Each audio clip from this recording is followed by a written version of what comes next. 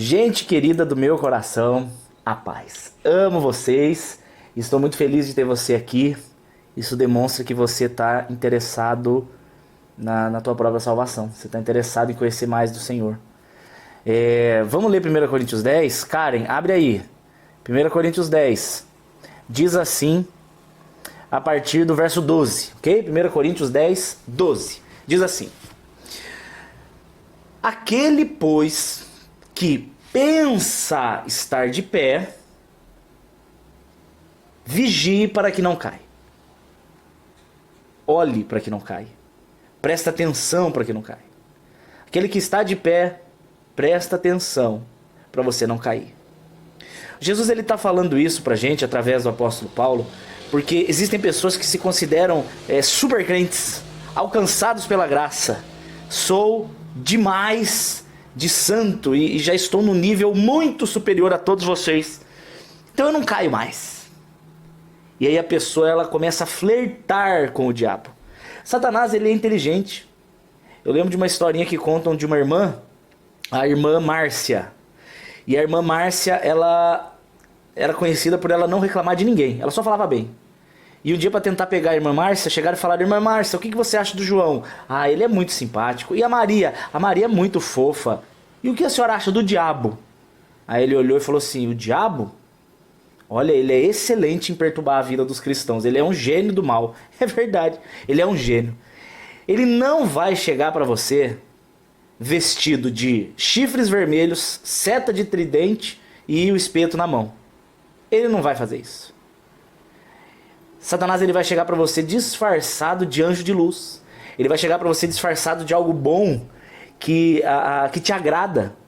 E ele vai tentar derrubar o crente em pequenos detalhes que vão escalar para grandes quedas. Vou dar um exemplo. Satanás ele não vai chegar para você, o homem, né, se você for homem, a mulher não vai entrar dentro do seu carro nua. Ela vai pular dentro do seu carro e falar: me possua. Ou o contrário, você mulher e o cara pelado vai pular dentro do seu carro, me possua. Ele não vai fazer isso. Porque quando vem de uma vez, você percebe e você é pego de surpresa. Você fala assim: não quero. Você está preparado ali. Como é que Satanás faz? Ele começa em pequenos detalhes. É um sorriso que você responde, é um olhar que você não deveria ter dado, é uma resposta que você não deveria ter respondido, e isso vai escalando para coisas cada vez piores. Dentro do pecado, quando você conquista um terreno, você não abre mão desse terreno.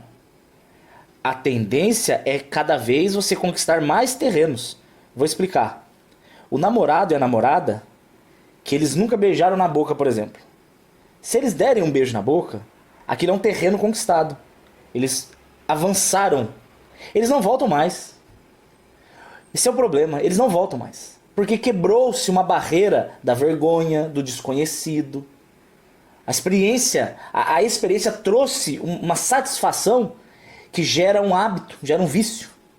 E aí o que acontece? A pessoa só vai ficar satisfeita se ela avançar mais um terreno. Aí do beijo na boca vem a mão onde não deveria. Aí se o cara percebe que a moça deixou e a moça percebe que o cara deixou, é um terreno conquistado. E esse terreno não volta. Ele não fica mais no beijo na boca, ele vai querer o beijo na boca e a mão onde não deveria. Só que aí vai chegar uma hora que ele não vai mais estar satisfeito com a mão onde deveria. Aí eles vão querer fazer o quê? A nudez. Então do beijo na boca, a mão onde não deveria, a nudez para a fornicação, e aí o caminho não tem fim. A depravação não tem fim. O diabo, ele não tem um limite. O diabo não tem limite. Ó, aqui tá bom. Se eu te segurar até aqui tá ótimo. Não, ele vai querer te afundar mais. Só que ele não chega com o buraco aberto. São essas pequenas concessões que são dadas. O grande segredo para fugir da tentação é você perceber o início dela. Quando você clama a Deus que abra os teus olhos, e Deus abre os teus olhos, e você percebe através do Espírito Santo gritando: não faça isso, cara. Ouça a voz do Espírito. Velho do céu, ouça a voz do Espírito. Porque é Deus te avisando do início da bola de neve. O início. Não estou falando da denominação bola de neve, não tem nada a ver. Eu estou falando no sentido de uma bola de neve. Quando ela vai descendo da montanha, ela vai rolando, ela vai aumentando. E chega uma hora que ela está tão grande que ela é mortal, destruidora e não tem mais como você segurar. A, a, a voz do Espírito, ela deve ser ouvida no início da bola de neve. No início. Quando você vê uma foto que você não deveria ficar olhando. Ou você dá uma risadinha que você não deveria dar. Ou quando você recebe uma mensagem que você deveria bloquear. Eu me lembro de uma vez, isso muito antes de conhecer ele, que eu estava na faculdade e eu já estava levando assim... Deus já estava me trazendo para o ministério, sabe? Uma intimidade maior com ele. E eu me lembro que uma moça bonita da faculdade pediu carona para ir embora para casa. E o Espírito Santo berrou no meu ouvido: Daniel, não vá, ela está com maldade. E eu me lembro que eu fechei os olhos e eu falei: mas Espírito Santo, eu vou pregar o evangelho para ela. Mas era mentira, eu já sabia que eu não ia. E aí quando entrou no carro, enfim, não preciso nem explicar mais detalhes, porque não importa, né? Agora a verdade é que ele gritou. Eu percebi a aparência do mal. Como Provérbios diz, o prudente, ele vê a aparência do mal e ele foge.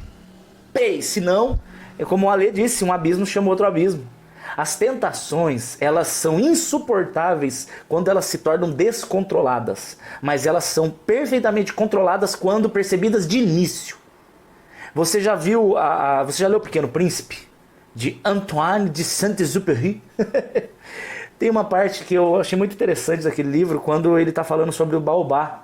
Baobá é uma árvore linda, mas ela é gigantesca. E se ela criar raízes, rapaz, só com dinamite para arrancar.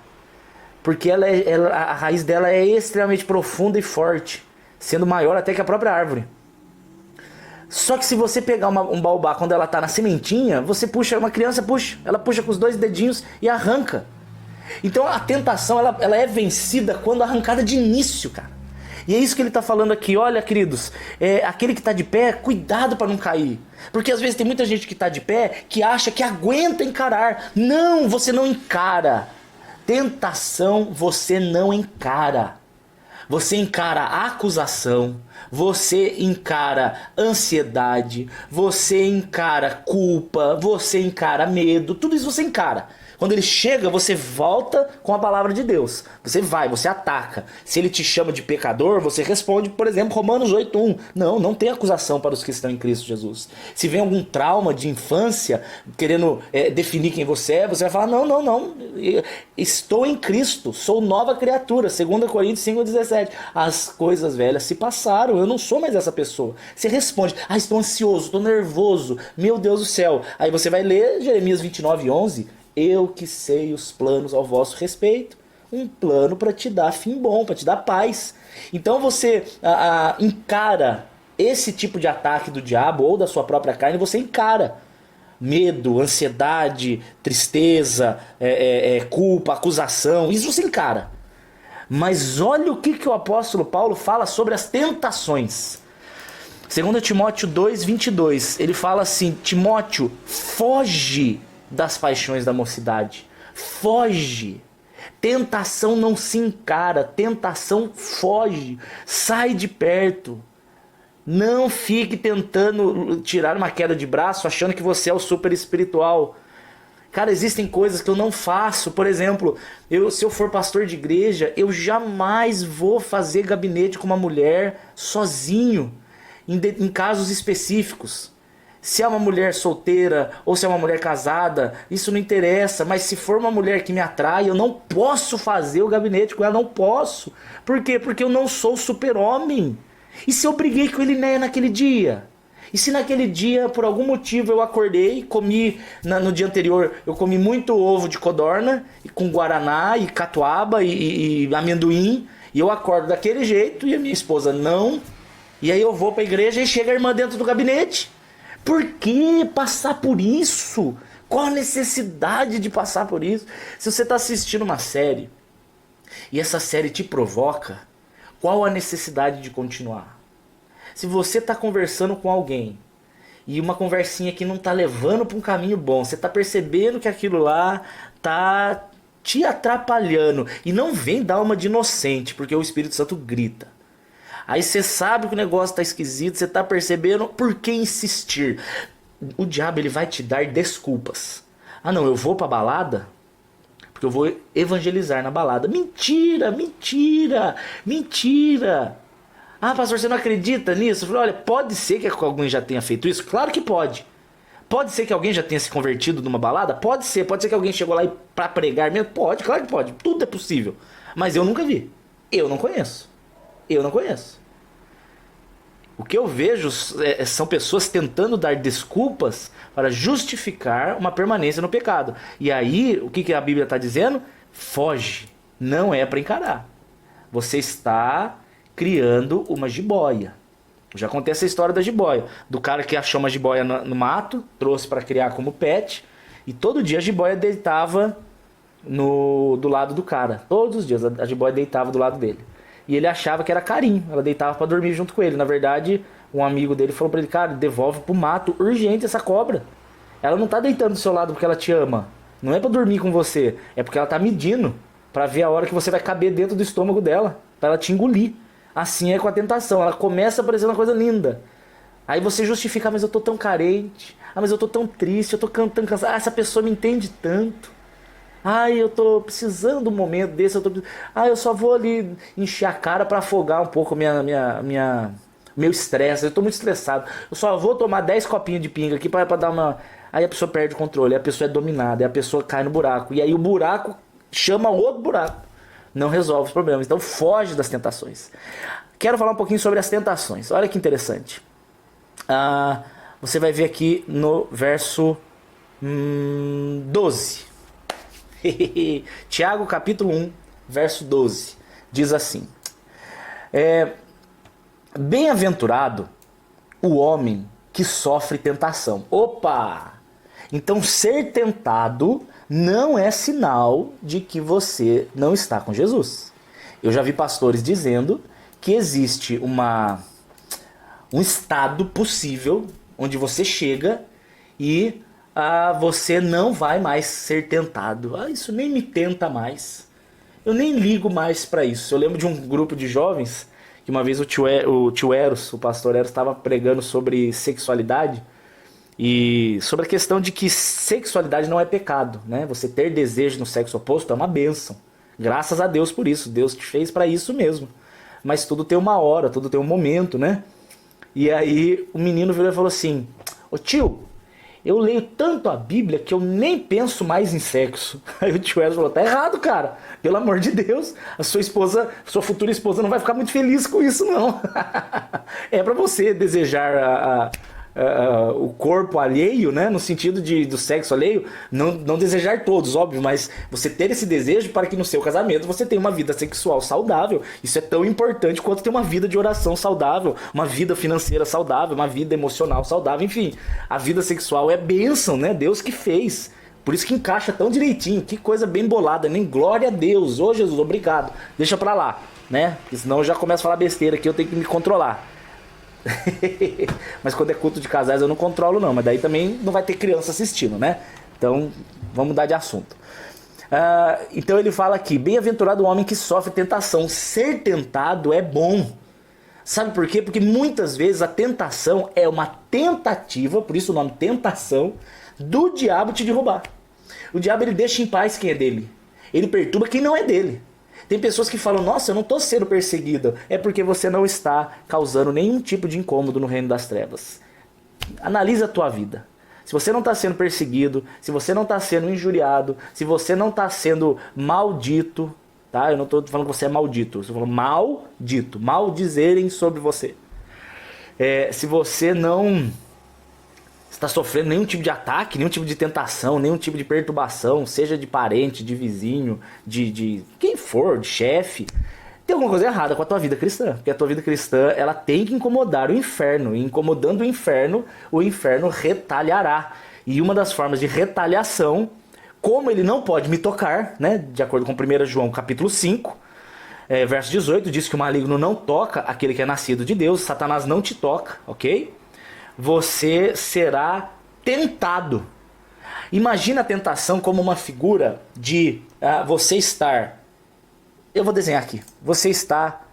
Essa para mim é a figura da tentação mais básica. Você está blindado e guardado, como diz a palavra do Senhor no Salmo 34. O anjo do Senhor acampa ao teu redor.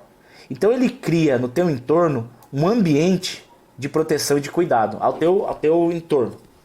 Satanás não consegue, eu vou colocar aqui Satanás como a Bíblia mostra ele como um leão, né? Eu vou colocar ele aqui mais ou menos como um leão. Então ele está aqui do lado de fora buscando quem ele possa tragar. Fiz um leão bem ridículo aqui só para ilustrar. Ele não consegue te tocar, porque existe uma redoma, que você vai ver no Salmo 34, 7, que é o anjo do Senhor acampando ao teu redor. Você habita no esconderijo do Altíssimo, né? Como diz o Salmo 91. Só que daí, como Satanás não consegue te tocar, o que ele faz? Ele vai te lançar ideias, imagens, palavras, pensamentos, desejos, através dos sentidos, ok? Todos os desejos que existem na sua mente, eles só existem porque de alguma forma eles foram gerados porque eles entraram pelos sentidos. Seja pelos seus olhos, seja pelos seus ouvidos, seja pelo toque, seja pelo gosto, né? Seja pelo cheiro. Tem cara que não pode sentir o cheiro de mulher que ele fica louco. Então ele tem desejos que são lembrança de experiências que ele teve através dos sentidos. Então quando esses sentidos dominam e eu ouço mais a voz do leão, do diabo, do que do leão de Judá, eu vou me aproximar do diabo voluntariamente. Então a tentativa da tentação não é me fazer cair na tentação, porque eu posso vir a me arrepender, mas é te fazer sair da presença do Pai e focar o desejo da tentação. Então você não vai querer, por exemplo, ter tempo com Deus. Você não vai querer ter estudo bíblico, você não vai querer ter oração, você não vai querer pregar para as pessoas, você não vai querer fazer o bem. Você vai ficar desesperado e desesperada para satisfazer os seus desejos. É isso que o diabo quer. É tirar o teu foco, é te fazer mudar de missão. A conversão, a palavra conversão, significa que você estava indo para cá e você é convergido para ir para lá. O seu rumo era, antes de conhecer Jesus, eram os seus desejos. Todo mundo, tudo que você faz é para satisfazer seus desejos. Seja o seu desejo sexual, seja o seu desejo de dinheiro para comprar o carro que você deseja, a casa que você deseja, seja o seu desejo de ter um corpo bonito, seja o seu desejo de ser aceito, seja o seu desejo de viajar, seja o seu desejo enfim, satisfazer qualquer carência que você tem. Todas as tentações são baseadas em te fazer focar o cumprimento dos seus desejos. É isso que o diabo quer. Ele não quer ser adorado. Ele não precisa da sua adoração. Ele não precisa, Satanás não precisa que você vista uma camisa I love Satan. Ele não tá nem aí. Ele não se importa com isso. Ele não precisa da sua adoração. Isso não muda nada para ele. A única coisa que o diabo quer é que você mude o foco do seu desejo. O meu desejo não é mais para Jesus. O meu desejo é para qualquer outras coisas. Então é isso que ele vai alimentar. Seja pensamentos, sejam sensações, sejam carências, sejam imagens, sejam sons, o que ele puder fazer para mudar o seu desejo. E é engraçado, cara, que você vai analisar dentro das escrituras, apesar de que todos os que creem, eles são da mesma maneira justificados por Deus, nem todos os que creem têm a mesma intimidade com Deus. Por quê? Por que se eu e você fomos perdoados do mesmo jeito na cruz, por que é que nós temos diferentes intimidades com Deus? Porque a própria intimidade com Deus é fruto de desejo. Quanto que você deseja dele? Você demonstra o tanto que você deseja no tanto que você se importa, no tanto que você busca e no tanto que você renuncia. As revelações de Deus estão diretamente ligadas ao desejo que você tem pela presença dele. Se você acha que já está bom, você vai conhecer isso que você está satisfeito. Agora eu não, eu desejo mais. Eu desejo experiências, eu quero experiências. Senhor, eu quero experiências. Senhor, eu quero intimidade. Senhor, eu quero revelações. Senhor, eu quero os dons. Senhor, eu quero muito dinheiro. Eu oro para Deus me dar recursos. Por quê? Porque eu quero cuidar de gente, quero fazer a obra, quero um dia ter uma fazenda para cuidar de pastores feridos, quero um dia ter uma obra social, quero ter uma igreja grande para receber um monte de gente, quero ajudar missionários, desejo expandir a obra, o Senhor sabe disso. E o Senhor, eu creio que conforme os nossos desejos, Ele vai moldando o nosso caráter. Então Satanás, ele percebeu isso, ele falou, opa... Então eu consigo fazer o ser humano se mover em direção aos seus desejos. Todo ser humano caminha em direção aos seus desejos. Então se eu colocar na mente dele desejos anticristos, por isso que é o espírito do anticristo, é do diabo. Se eu colocar na mente dele desejos que são anticristo, ele vai viver para satisfazer esses desejos. Então você vê que a pessoa ela vai focar o que ela mais deseja, né? Se o desejo dele é ter um corpo sarado, mano, ele faz dieta, ele treina, ele toma anabolizantes, ele vai nutricionista, ele toma hormônio. Cara, ele faz tudo o que ele pode. A vida dele fica em torno de satisfazer aquele desejo. E é louco como o mundo trata uma pessoa, por exemplo, que quer emagrecer, ela tá com o desejo de emagrecer, aí olha que herói. O cara é herói, o cara é focado, é determinado, é disciplinado. Por quê? Porque ele vive em função do desejo de emagrecer. Maravilha, que bom, é saúde. Agora, a pessoa que vive um desejo, meu desejo de vida é manifestar Jesus nessa terra, é o que eu mais desejo. Lógico, primeiro na minha casa, como um bom marido, como um bom filho, como um bom irmão, amigo, um bom pastor, claro. Mas o meu desejo é manifestar Jesus nessa terra. Por isso que tudo que eu faço é em função de satisfazer esse meu desejo.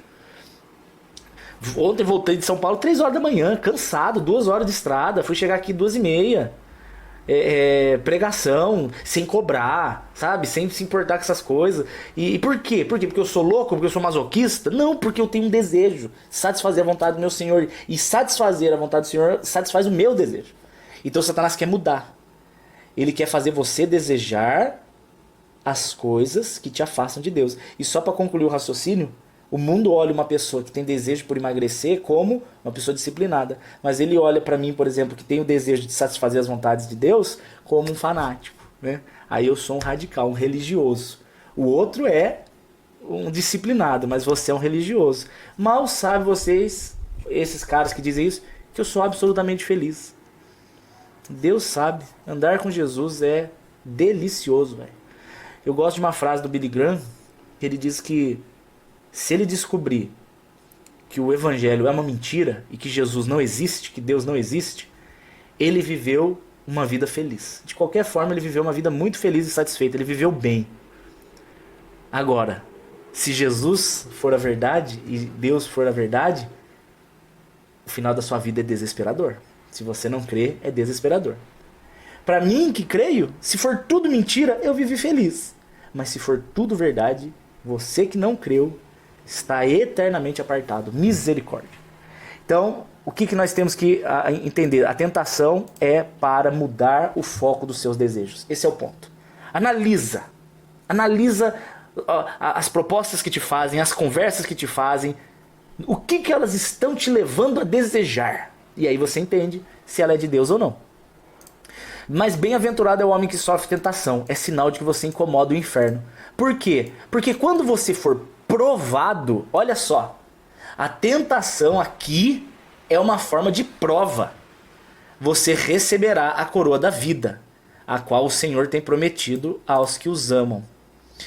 Mas ninguém sendo tentado diga, a tentação vem de Deus. A tentação não vem de Deus.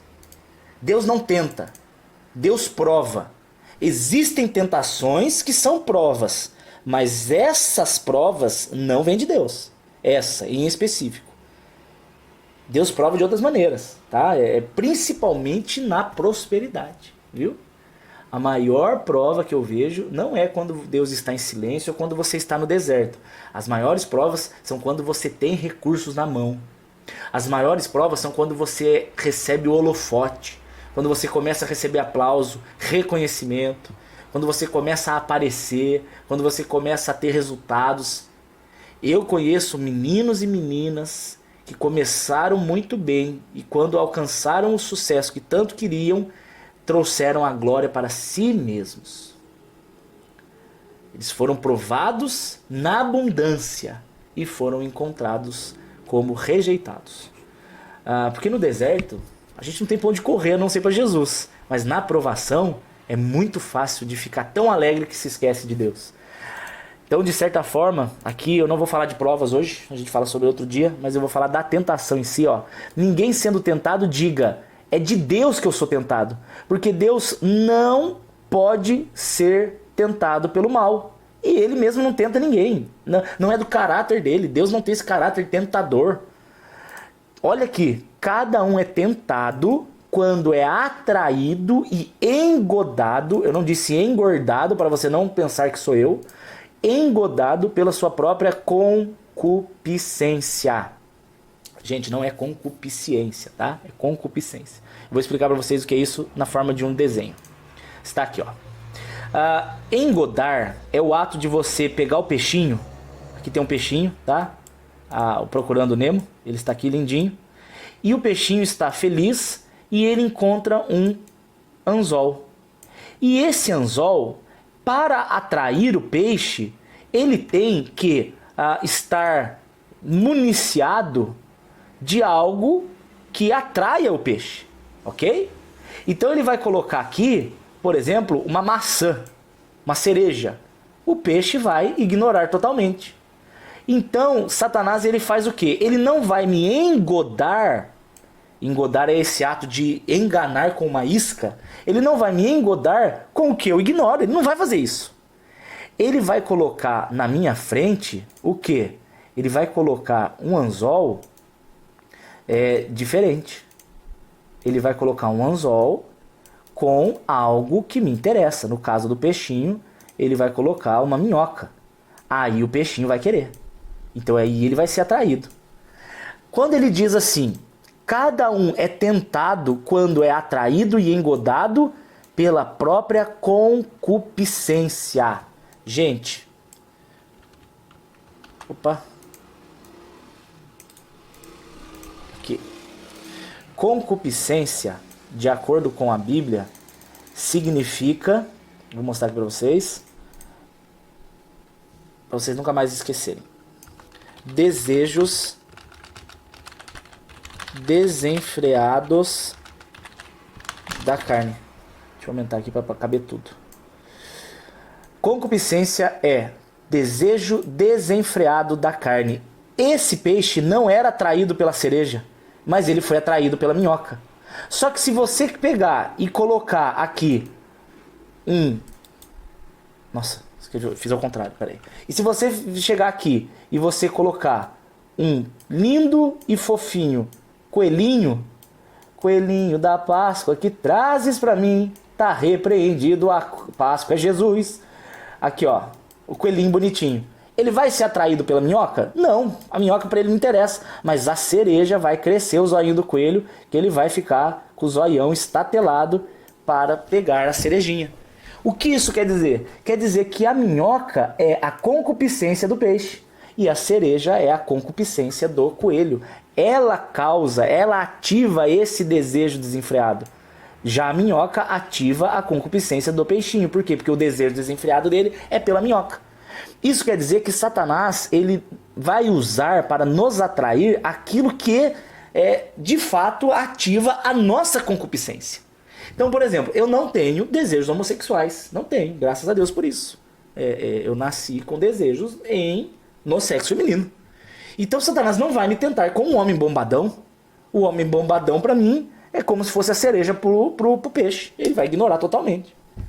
Agora, Satanás ele vai me tentar naquilo que me atrai. Aquilo que eu sei que me perturba. Aquilo que eu percebo que me perturba. Aquilo que me muda o foco do desejo. O meu desejo deixa de ser por Deus e o meu desejo passa a ser por aquilo que Satanás me apresenta. Então, aonde que nós temos que parar de errar? É quando a gente considera que o outro é fraco, porque o outro caiu em uma concupiscência que não nos perturba. Às vezes você olha um cara bêbado e fala, nossa, que absurdo, o cara é bêbado, perdido. Ok, a concupiscência dele é o álcool. Mas e a sua concupiscência de fofoca? E a sua concupiscência em mentira? E a sua concupiscência por ser desejado e desejada? Que te faz postar fotinha sensual, mostrando o decotinho do peitinho. Por quê? Porque você é tão carente, teve uma ausência de pai, né? Não teve o amor de pai, então busca ser amada por outros homens. Por quê? Porque não teve o amor de pai. E aí usa o corpinho para se satisfazer dessa carência. Mas julga o bêbado. Eu vou causar um escândalo aqui. Dentro das igrejas, 100% das igrejas tem homens com desejos de pedofilia lá dentro. Sim, eu estou te falando por conhecer gabinete pastoral, por ouvir confissão de irmãos. O irmão tem uma esposa linda, uma família linda, um emprego saudável, é um instrumento de Deus. E chega e fala, pastor, eu às vezes tenho pensamentos pedófilos e tenho nojo de mim mesmo por eles. A concupiscência, ela não tem como a gente julgar só porque o desejo do outro é diferente do meu. Aí você pode perguntar, caramba, pastor, o desejo então, ele é uma questão genética? Às vezes sim. O meu desejo, por exemplo, por batata frita e bacon é muito maior do que o desejo por rúcula e cenoura. Geneticamente, o meu corpo ele se delicia muito mais com os prazeres de um bacon bem gordurento do que de uma rúcula amarga. É simples assim. Tem uma questão genética, tem uma questão também social. Você cresce numa família extremamente pornográfica, onde os tios fazem muitas piadas, os primos mostram fotos, incentiva. Você vai ser um cara sexualizado desde muito cedo. Você vai ter problemas sérios de pornografia e masturbação pelo meio social que você cresceu.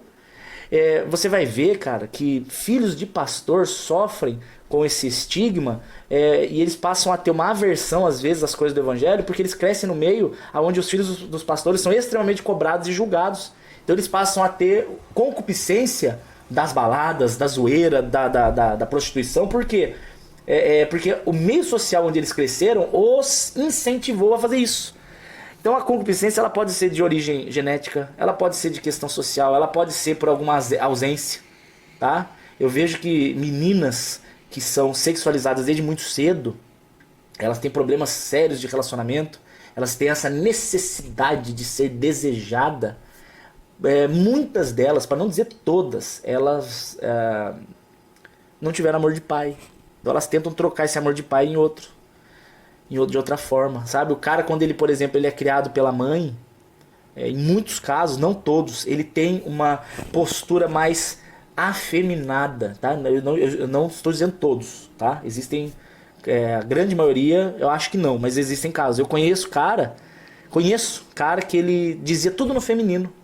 Obrigada, agradecida. E a gente falava, mano, é obrigado, é agradecido, você é homem. Eu tinha um amigo que ele tinha mania de dar tchau, de dar oi, ele chegava e ele fazia assim, oi. Ele botava a mão na cintura e dava oi. Por quê? Porque era assim que a mãe dele fazia. E eu tive que educar o cara é meu amigo. Eu falei, mano, o cara é homem, o cara é hétero, o cara não tinha problema disso. Mas ele tinha essa mania, ele chegava e fazia assim, oi. Ele botava a mão na cintura.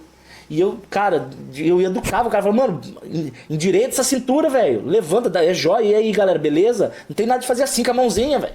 Então você vê que o modo de agir, muitas vezes, ele é adquirido. Né? Os desejos, as vontades, a concupiscência, ela não é da pessoa. Não é assim que Deus a fez. Mas é assim que ela foi moldada pela situação onde ela se encontra. E Jesus muda isso, viu, gente? Jesus transforma até as nossas personalidades são transformadas por Jesus. Mas olha só que interessante aqui. Cada um é tentado quando ele é atraído e engodado pela sua própria vontade, né? Pelos seus próprios desejos. Satanás ele vai te provocar naquilo que te atrai. Depois, olha que interessante. Depois, havendo a concupiscência concebido, olha que curioso, cara. Eu vou falar uma coisa rasgada aqui com vocês. Eu tenho muitos amigos, muitos, que me seguem, que me acompanham, que amam a Jesus. São pessoas cheias de Espírito Santo e sofrem com desejos homossexuais. Vários. E eles entendem, né, biblicamente, que isso não é o que Deus quer. Não é esse o padrão de Deus. Eles sabem disso. Eu não estou dizendo a minha opinião pessoal, porque hoje em dia dizer opinião pessoal se torna crime. Mas eu estou dizendo dentro da hermenêutica correta das Escrituras. Não é uma postura que agrada a Deus. Não é. Só que eles não dão a luz a essa concupiscência deles. Eles não dão a luz. O que quer dizer que não dá a luz? Você tem o desejo? Tem. Tá lá, o desejo está lá. Só que você entenda que o desejo... Eu vou tentar dar uma desenhada aqui para ver se clareia. Ó. O desejo, cara, ele tá aqui de um lado e a voz de Deus tá aqui do outro. Já sei. Veio a imagem aqui. Você tem a lua e aqui você tem o sol, ok? A lua tá de um lado e o sol está do outro. Aqui tá o sol. Vou deixar ele bem brilhantezinho para ilustrar o que eu quero dizer. E aqui tá a lua, tá bom? E nós somos aqui o planeta Terra. Vou fazer redondo mas não quero que haja briga entre se a Terra é plana ou a Terra é esférica, porque isso não faz o menor sentido, né? Aqui está a América do Sul, América do Norte, aqui está a Europa, aqui está a África, Oceania. Pronto. Eu sendo o planeta Terra, entenda que aqui está a minha concupiscência, o meu desejo. E aqui está a voz do Senhor Jesus. Aqui está. Jesus é a luz, Jesus é o calor, Jesus ilumina, Jesus traz alegria. E a lua simbolizando a frieza dos nossos desejos pecaminosos, tá bom? Não existe a possibilidade da lua sumir. Isso não acontece. Se você ler o texto de 2 Coríntios 5, enquanto nós estamos nesta carne, a carne não se converte. Gente, em nome de Jesus, a carne não se converte. 1 Tessalonicenses 5 fala que, que o Espírito Santo santifica a nossa carne. É verdade. Santificar é o ato de afastar cada vez mais da fonte dos desejos. Que é exatamente o que eu vou mostrar aqui.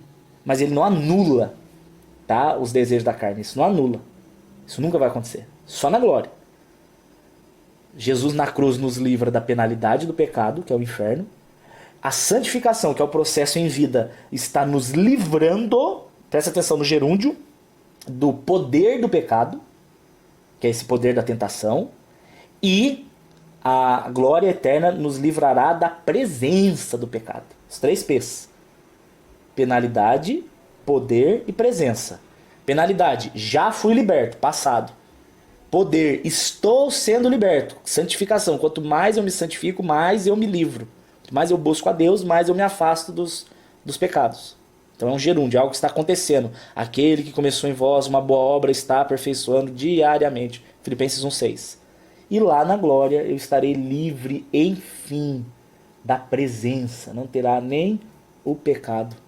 Como diz Amanda, já sou, mas ainda não, né? Você já é cidadão celestial? Já, mas ainda não. Você já é perfeito? Já, mas ainda não. Você já é salvo? Já, mas ainda não. Tem tudo isso.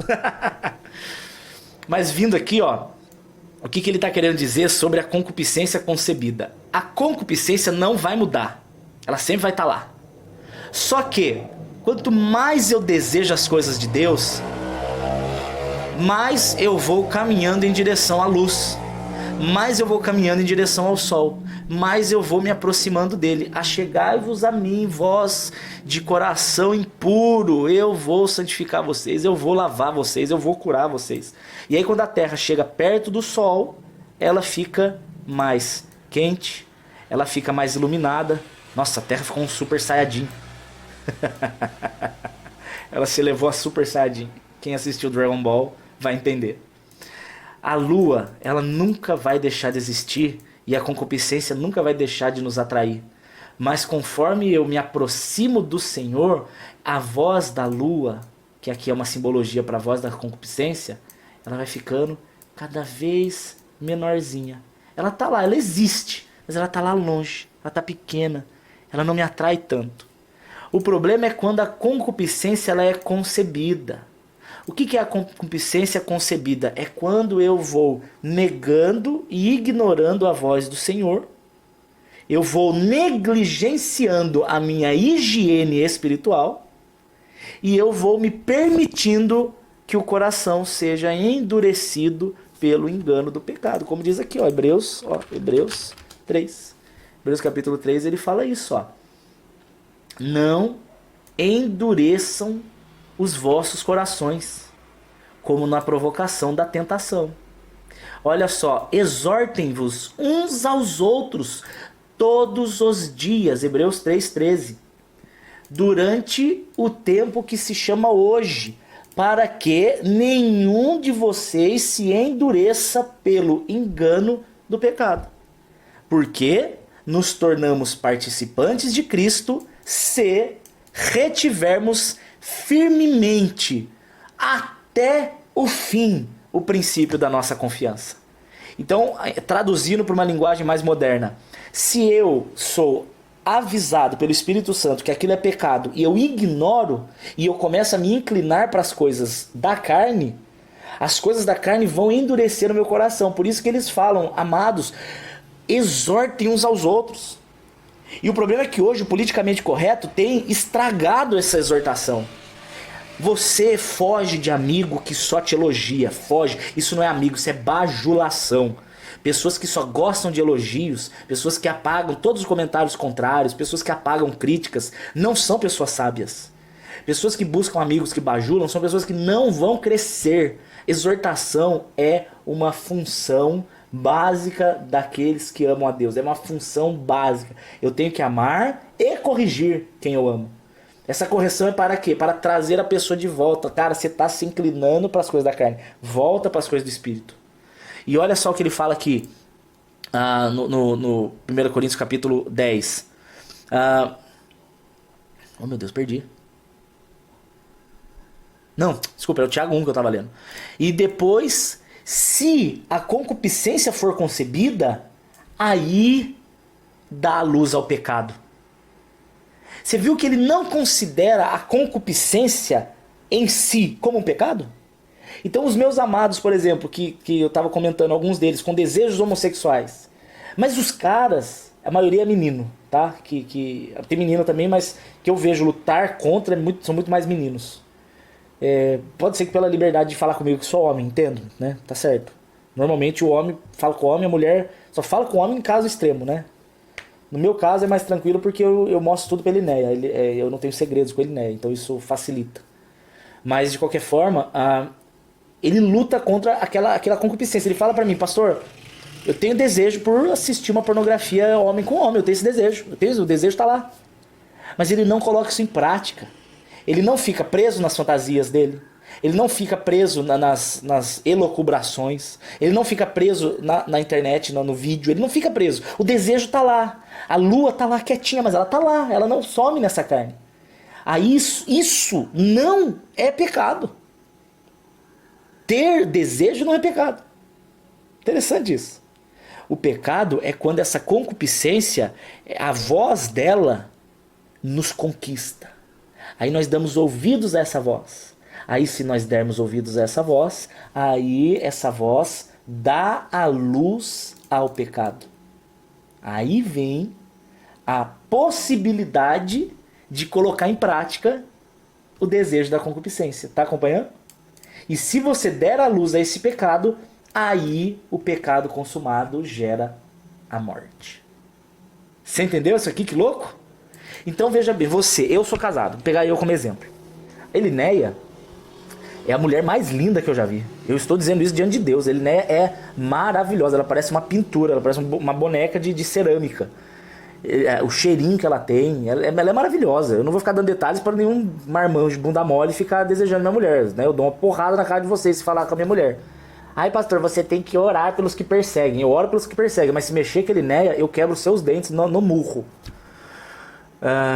Bata em minha vontade, mas não mexa com a minha mulher. Só que o fato dela ser a mulher mais linda do mundo e a mulher que eu mais amo do mundo, isso não anula o meu desejo pelas outras. E eu digo isso sem medo nenhum de você me julgar, porque o Senhor sabe, eu estou sendo sincero. Existe um desejo. Se eu for na academia e tá lá a menina com um shortinho curto e uma nádega avantajada, é óbvio que aquilo vai gerar interesse, porque eu fico olhando e pensando. A concupiscência tá ali. O pecado jaz à porta, cabe a ti dominá-lo. Foi o que Deus disse para Caim.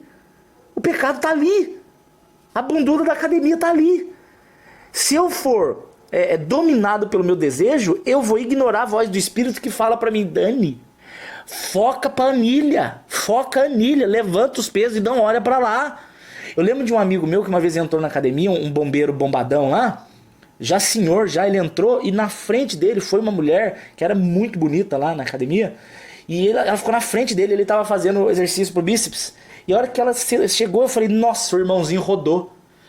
Aí eu pensei em chamar ele pra conversar, pra tentar salvar ele, né? Só que aí, quando eu olhei, ele tava treinando de olho fechado, velho. E ele tava mexendo a boca. Julgo eu que ele estava orando. E aquilo me emocionou, cara. Eu falei, cara, olha que legal. Ninguém tava vendo que ele... Não sei eu, né? Mas assim, ninguém ia ver. Se ele olhasse pro bumbum da moça, ninguém ia ver.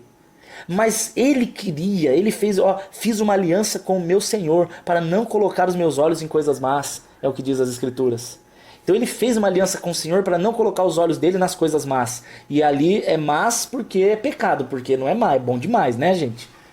Indico todo mundo a casar, é maravilhoso dormir de conchinha. É mal porque ela não era a mulher dele. É mal porque ela não era a esposa dele. É mal porque aquilo não era o momento de satisfazer aquela concupiscência. Por isso se torna mal. É mal quando é fora de hora. Então, o que é legal é que ele, tendo a possibilidade do pecado, ele não deu luz à concupiscência. O pecado não foi consumado. Por quê? Porque ele não olhou. Se o desejo seria gerado pelos olhos, ele fechou os olhos. E para que na mente dele ele não ficasse sintetizando a lembrança do que ele viu, porque apesar dele não estar olhando, ele fechou. Mas ele viu da primeira vez, então ficou a cena na cabeça. Para evitar que a cena na cabeça tomasse conta das fantasias, aí o que ele fez? Ele começou a balbuciar. Um louvor, uma oração, uma conversa com Deus, não importa. Mas aquilo anulou o domínio da concupiscência. E dominando o domínio, dominando o domínio da concupiscência, ele não deu luz ao pecado e ele passou pela prova. E aí Jesus diz isso aqui, ó: bem-aventurado o homem que sofre a tentação, pois quando ele for provado e aprovado, recebe a coroa da vida. Aí Deus recompensa com mais intimidade, mais testemunhos, mais revelações, mais conquistas e toda boa dádiva que vem do céu. Vocês estão... Será que está... eu estou me fazendo entender? Será que tá dando para entender? Por isso, rejeitamos toda imundícia e toda superfluidade da malícia. Recebemos com mansidão a palavra que nos é enxertada, palavra que pode salvar as nossas almas. Graças a Deus. Linda. Peraí, fazendo uma pergunta boa aqui. Pastor, o que é blasfêmia contra o Espírito Santo? Eu tenho um vídeo sobre isso. Você vai ter que olhar lá no YouTube. Tem um vídeo sobre isso. Bom? Linda é a pessoa que ela não esconde a sua concupiscência, mas ela confessa diante de Deus, porque eu não posso mentir diante de Deus. Eu não posso mentir. Eu acho linda essa atitude da pessoa chegar pra mim e falar assim: pastor, olha, eu... Muito louco, cara. Que louco. Recentemente um irmão chegou pra mim e é um cara bonito, casado com uma irmã bonita, saudáveis, jovens, enfim, não tem defeito nenhum. Defeito não é a palavra. Eles não têm dificuldade nenhuma na vida sexual um com o outro. E ele chegou pra mim e falou: pastor, eu estou desesperado, porque eu estou tão estressado com o meu trabalho que eu estou perdendo o desejo sexual na minha mulher.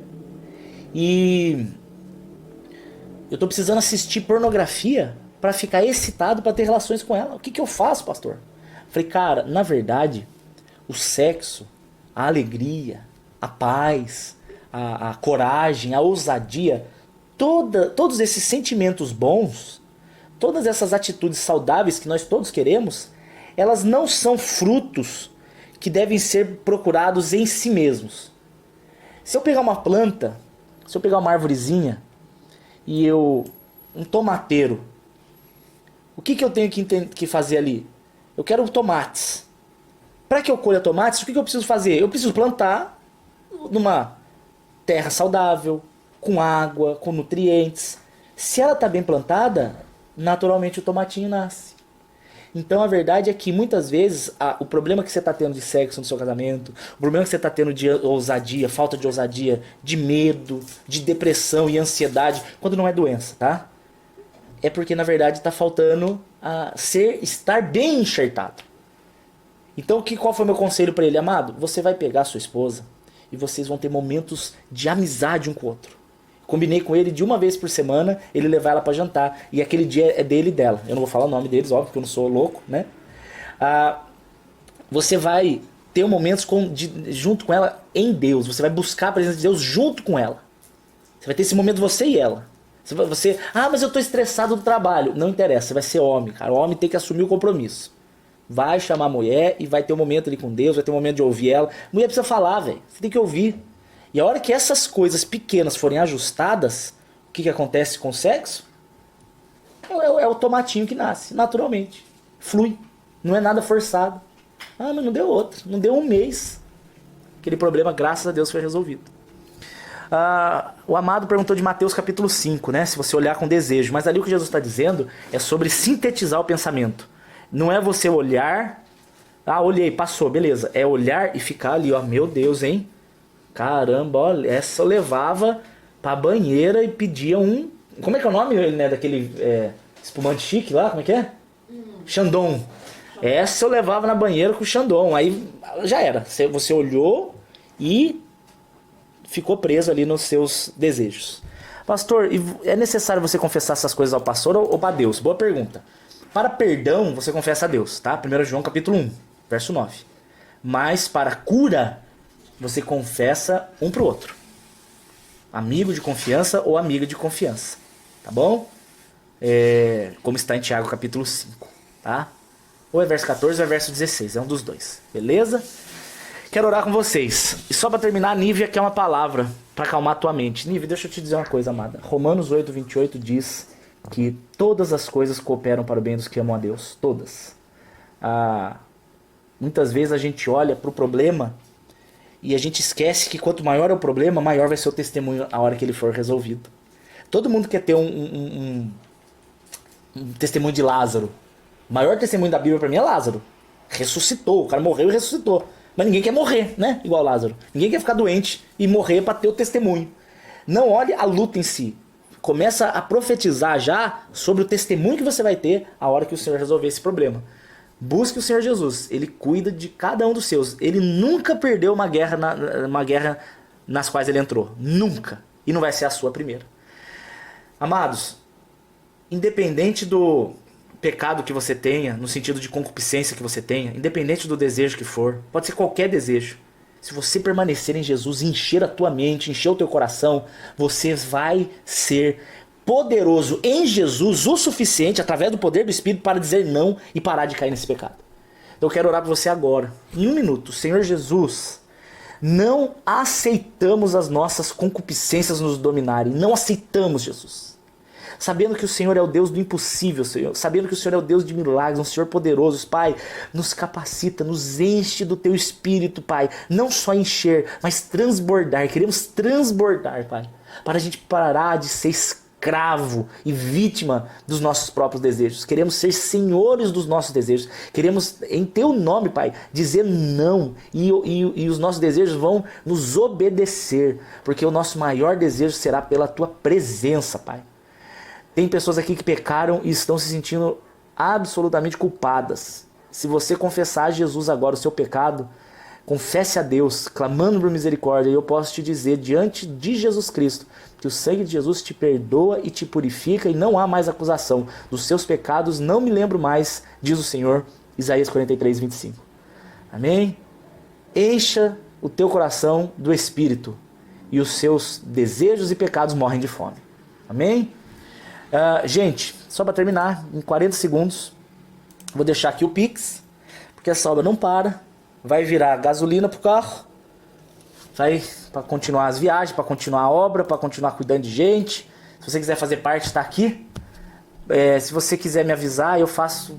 Eu não vou fazer questão porque tem gente que tem vergonha, mas eu gostaria muito para poder orar por você, sabe? Eu fico muito feliz. Mas quem quiser fazer parte, tá aí. A obra não para, que o Senhor abençoe a vida de vocês, que o Senhor multiplique. Vou colocar aqui o número no Instagram também, né? Vai que o Senhor toca o coração de alguém para fazer parte dessa obra. Amo vocês, tamo junto. Orem por mim, em nome de Jesus. E Deus é bom. Encerrar.